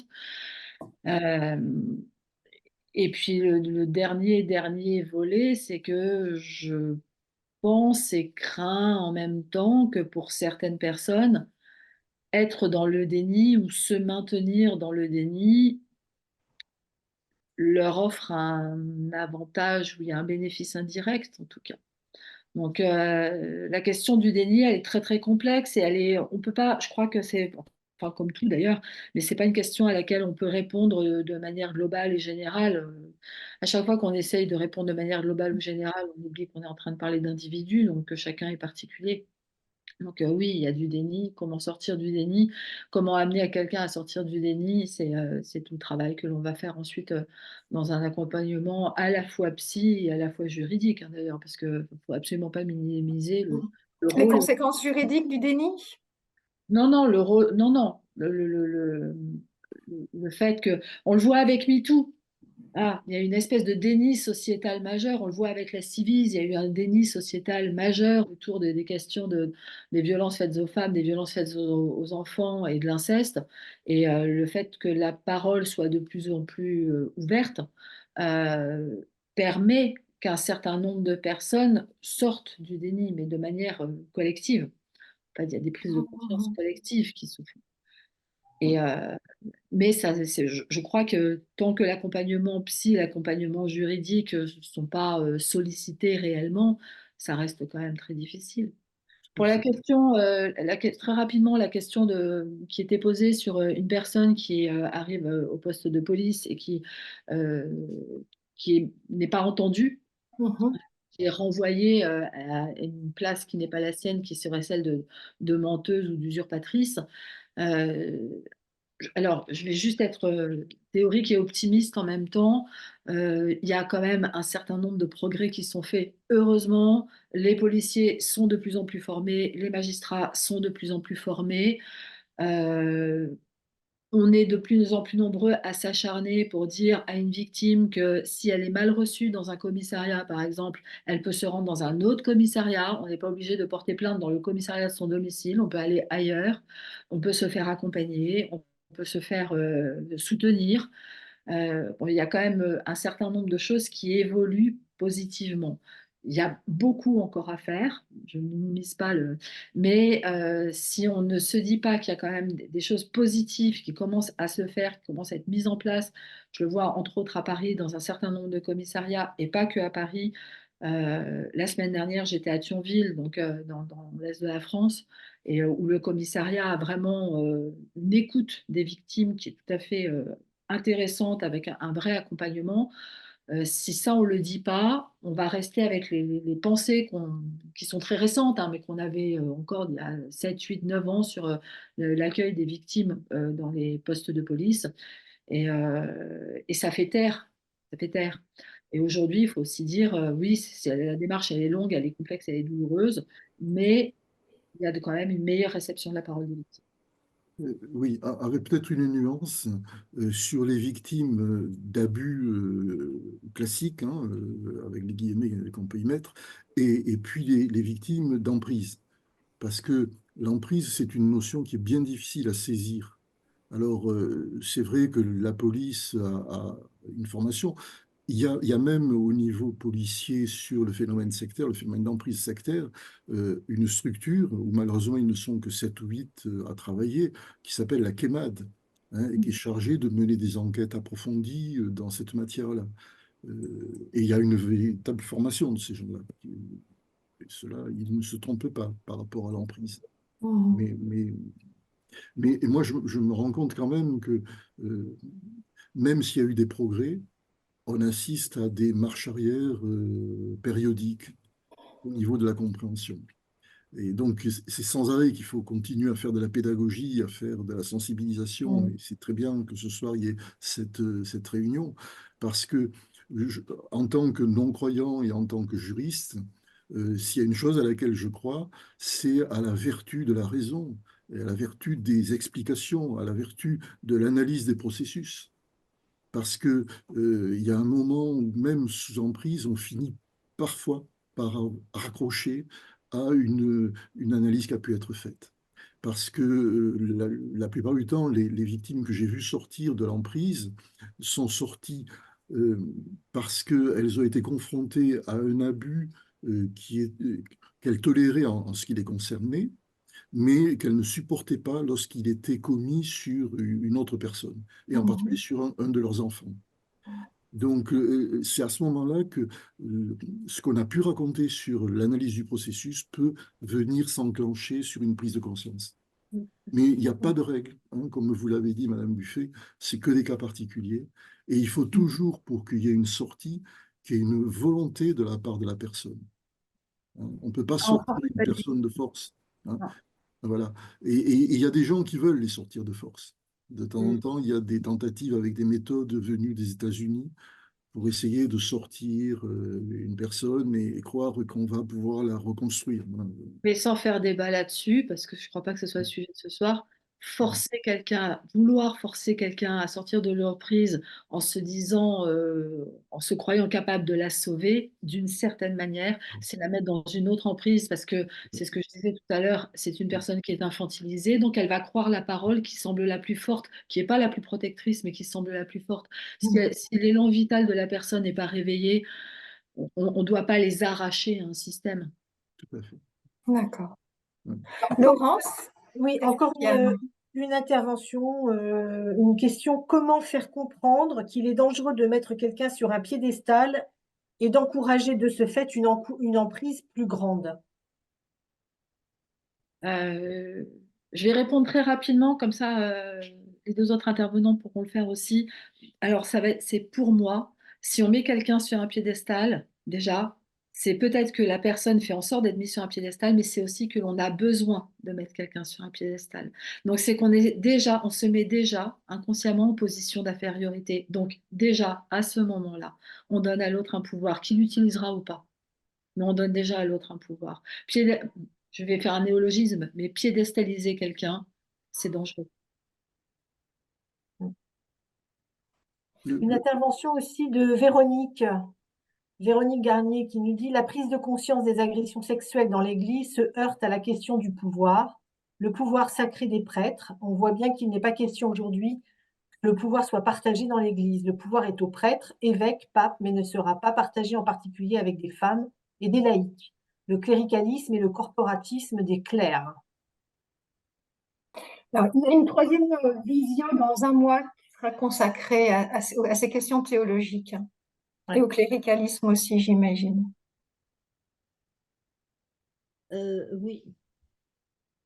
Isabelle? Alors, encore quelque chose à propos de, je sais, oui, c'est Jean-Pierre Jougla qui disait ça. Oui, il y a le rapport entre l'Église et les sciences. Bon, ça a fait un peu de progrès pour les sciences dures, heureusement, contre le créationnisme, etc. Mais pour ce qui est des sciences humaines, notamment la formation des séminaristes, il n'y a rien. Et bon, bah, tous ces phénomènes-là, ils ne connaissent pas du tout, y compris quand ils deviennent accompagnateurs. Bon, il y a les formations des accompagnateurs est très très légère, et en sciences humaines, vraiment pas grand-chose. C'est une chose. La deuxième chose, c'est sur le charisme. Oui, on appelle. Alors, il y a aussi une confusion d'un vocabulaire. Alors, c'est pas seulement le patois de Canaan, ce qu'on va dire un langage un peu technique spécial. C'est des termes qui sont pas employés dans le même sens que d'habitude. Bon, par exemple, quand on parle de charisme, bon, en psychologie, sociologie, etc., on va penser au leader charismatisme. Bon, ça va être, c'est Hitler, hein. Bon, voilà. Et dans l'Église, quand on parle de charisme, bah, c'est pas du tout Hitler.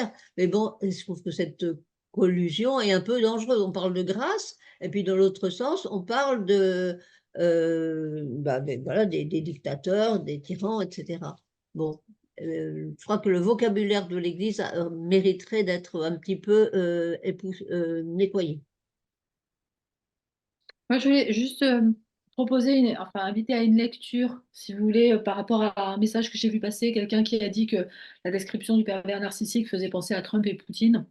Mais moi, quand je vois ce message, ça me fait penser au livre de Marie-France Irigoyen qui est sorti il y a 3 ou 4 ans, qui s'appelle Les Narcisses, dans lequel elle parle à la fois des narcisses grandioses, donc bon, Oui. on peut avoir un lien direct avec Trump, mais aussi de tous les personnes narcissiques, éventuellement perverses, mais qui sont beaucoup plus discrètes, beaucoup plus pondérées dans leur manière d'agir. Donc on les voit encore moins, et pour autant, elles peuvent aussi créer une emprise, elles peuvent aussi être extrêmement violentes et elles peuvent aussi amener à la destruction d'un individu. Donc, ça, voilà, c'est un très, à mon sens, un très bon livre. Ouais, c'est vrai. On a le temps pour une dernière question dans le chat, Laurence. Alors, Denis qui dit aider à la prise de conscience du côté répétitif de la situation ou du comportement chez une victime est-elle possible? Est-elle une posture possible et évidente? C'est-à-dire sans vouloir extraire la personne, lui, la confronter quand même à, Alors, à une... pareil, là, je réponds pour moi. En consultation, ce qu'on fait, c'est que on refait la chronologie, on refait l'histoire, on reprend le cycle de vie de la personne et on l'amène à constater d'elle-même, hein, on ne l'oblige pas à ça, mais à constater qu'en fait, dans certains contextes, elle va répéter un mode de comportement où elle ne va pas envisager un autre mode de comportement, et qu'elle, finalement, elle se retrouve, malgré elle, mais elle se retrouve à agir toujours de la même manière et à aller chercher toujours le même type de personne. Et c'est un long travail, hein, ça se fait pas, malheureusement, ça se fait pas comme ça. Oui. Moi, ma réponse, c'est d'essayer d'amener les anciens adeptes à comprendre comment on peut s'inscrire à nouveau dans une citoyenneté pour participer à la vie du groupe. Tout est une question de contrat social. Et à l'intérieur du groupe d'appartenance, c'est une forme d'adhésion, hein, où chacun va trouver une raison de vivre, mais trouvera de mauvaises réponses à de bonnes questions qu'il peut se poser au départ. Et là, éclairer les gens, c'est toujours nécessaire. Et c'est pour ça que moi, j'ai toujours insisté sur le témoignage des victimes, parce que ce sont les seuls à pouvoir parler de ce qu'elles ont vécu et de pouvoir parler sans pouvoir mettre les mots d'ailleurs, hein, pour expliquer clairement les choses, de pouvoir décrire les processus auxquels elles ont été soumises.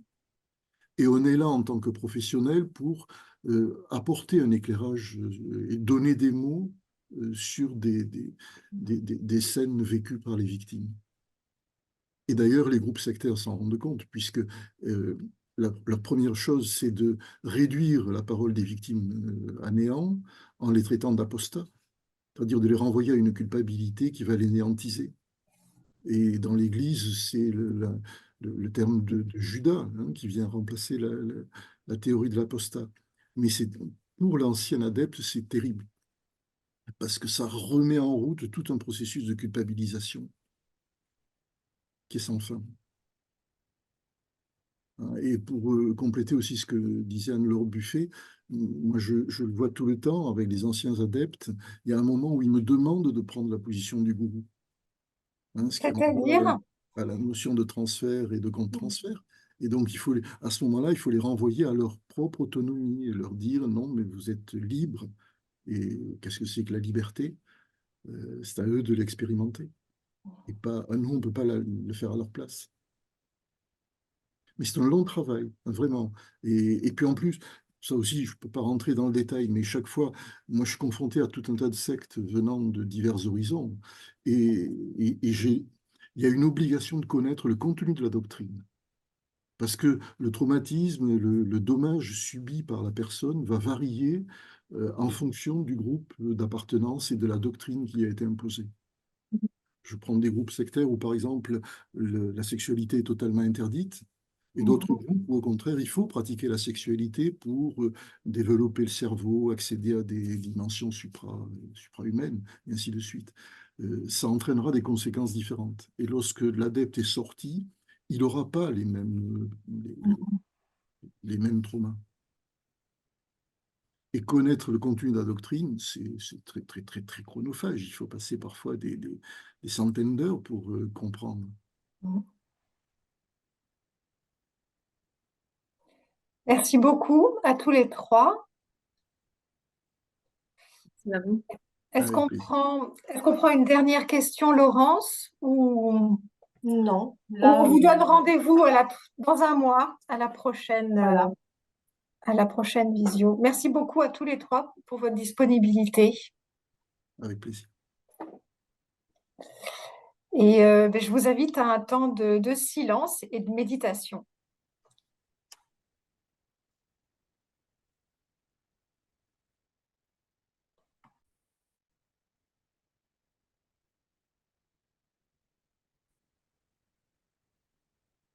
Dans son livre Comment tuer Jésus, Philippe Lefebvre nous éclaire sur la raison d'une violence qui parfois nous heurte dans les psaumes. Il répond aussi à une question qui souvent lui a été posée ces dernières années devant les scandales d'abus dans l'Église. Après la lecture de quelques versets de psaumes, nous allons écouter cet auteur à travers ce qu'il nous dit.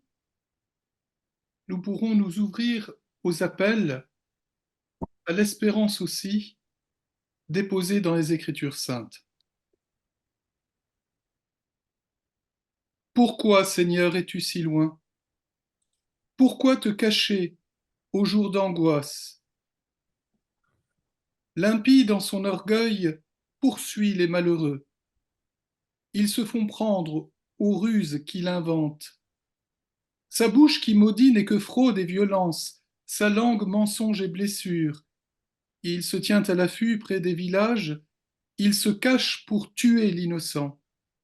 Des yeux, il épie le faible, il se cache à l'affût, comme un lion dans son fourré.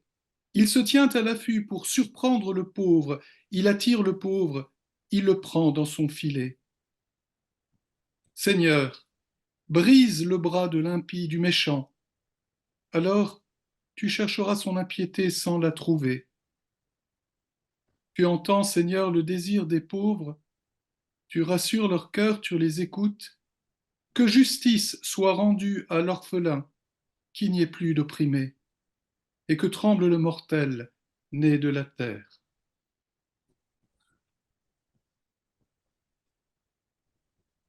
Quand les psaumes parlent, ils donnent une voix à des gens en souffrance qu'on n'entend pas habituellement. Les paroles de ces gens, leurs appels, sont ensevelis dans le brouhaha quotidien ou étouffés par la niaiserie doucereuse des langues de bois, religieuses en particulier. Ceux qui ont subi des abus font retentir ces cris-là, ces appels-là. Ils font irruption dans l'ambiance feutrée qu'on tentait de préserver. Comme le font les psaumes, ils crient, ils hurlent, vitupèrent, parce qu'il faut au moins cette intensité pour atteindre l'un ou l'autre qui serait censé venir à l'aide. Or, quand on est broyé par la méchanceté de certains, et quand toute une institution couvre cet écrasement, la question n'est pas de savoir si ceux qui vous tuent et ceux qui se taisent quand on vous tue ont par ailleurs aussi des bons côtés. La question est de venir en aide au plus vite aux victimes, à bout de souffle. La puissance des psaumes tient en cela. On n'y commence pas par ergoter. On laisse entendre le cri du pauvre et on voit ce qui se passe ou ce qui ne se passe pas. Quand on risque de mourir, on est peu enclin généralement à connaître d'abord les apparences et le curriculum vitae de la personne qui survient pour vous sauver la vie. Ce qui le qualifie au premier chef, c'est qu'elle vous sauve. Le Samaritain, dans la parabole que propose Jésus, est un schismatique aux yeux des Juifs à qui Jésus s'adresse, tandis que les deux membres de la tribu sacerdotale, passés auparavant, ont une ascendance et une profession on ne peut plus honorables. Il n'empêche que c'est le sale hérétique qui prend soin, et sur le long terme, de l'homme blessé à mort. Les psaumes sondent sans cesse cette réalité. Un être désire-t-il la vie des autres? Travaille-t-il à ce qu'ils aient la vie? Ou bien cherche-t-il à établir son pouvoir, sa domination, fort du groupe de pression qui le soutient et qu'il soutient? À la fin du psaume 10, on demande à Dieu de punir le méchant, brise les bras du méchant, du mauvais. Dans le psaume 58, on prie pour que Dieu casse les dents des méchants. C'est là ce que l'on peut souhaiter de mieux, de plus salutaire, qu'ils n'aient plus le pouvoir de porter atteinte aux autres, qu'ils perdent ce qui leur permet de nuire, qu'ils soient, comme tout un chacun, démunis et pauvres. La Vierge Marie s'inspire des psaumes quand elle chante dans son Magnificat que Dieu renverse les puissants de leur trône et qu'il renvoie les riches les mains vides. Priez pour ceux qui harcèlent, qui oppriment, qui violent, qui raillent. C'est peut-être prier avant tout pour qu'ils soient dépouillés de leur pouvoir indu et qu'ils acceptent, sinon de vouloir la vie pour les autres, du moins de ne plus vouloir leur souffrance ni leur mort. Pourquoi ne pas quitter l'Église? On m'a demandé souvent pendant ces 15 dernières années pourquoi je restais dans l'Église. N'avait-elle pas donné la preuve de sa dureté vis-à-vis des victimes, de son inaptitude à faire la morale chez elle, tout en prétendant la faire au monde entier? Il y a du vrai dans ces remarques, et dans d'autres encore. Bien sûr, on ne peut répondre à cette question « Pourquoi rester dans l'Église ?» avec un seul argument. De plus, le registre de l'argument n'est peut-être pas celui qui s'impose. Je ne voudrais ici ne donner qu'une seule raison, inspirée par l'écriture et la contemplation de ce que j'ai vu pendant ces années tourmentées. Je n'ai pas quitté l'Église parce que j'y étais sans cesse, quand j'étais avec celles et ceux qu'on appelle les victimes. Que ces gens soient croyants ou pas, ou plus, qu'ils soient restés dedans ou qu'ils se soient éloignés, la plupart de celles et ceux que j'ai côtoyés formaient l'Église véritable, en donnaient le visage violenté et rayonnant tout à la fois. Il en va ainsi dans la Bible sans cesse. Le lieu de Dieu ne disparaît pas si l'on y fait le contraire de ce que Dieu est et attend. Ce lieu migre et porte d'une autre manière, avec d'autres partenaires, tout ce qu'il est appelé à manifester. Cela n'invalide certes pas l'Église officielle, mais cela déplace ce que j'ai appelé le visage de cette Église.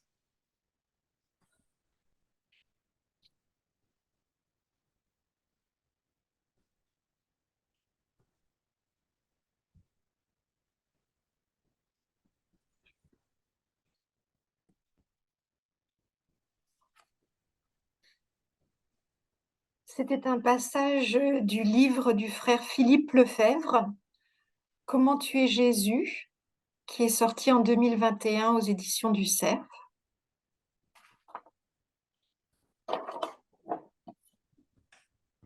Si vous, l'un de vos proches, êtes victime de violences physiques, sexuelles ou psychologiques au sein de votre famille ou en dehors, vous pouvez contacter le numéro de France Victimes, le 116 006. Ce numéro national permet une première écoute et une mise en relation avec les associations France Victimes en région, les associations locales. Si jamais vous avez d'autres questions, vous pouvez les adresser à Laurence Rigolet, à son mail direction-vimilitante@acatfrance.fr. Et nous vous donnons rendez-vous le jeudi 16 mai de 18h30 à 20h15 pour la dernière visio de cette série sur les abus de pouvoir dans les églises. Notre approche sera théologique, anthropologique et biblique. Merci à vous tous. Bonne soirée. Bonne soirée à tous. Bonne soirée aussi. Merci. Merci. Et merci beaucoup. Merci aux Oui, un intervenants. grand merci vraiment aux Merci. intervenants, à vous tous. Très fort. Merci. Au revoir. Merci beaucoup. Au revoir. Bonne soirée. Bonne soirée aussi.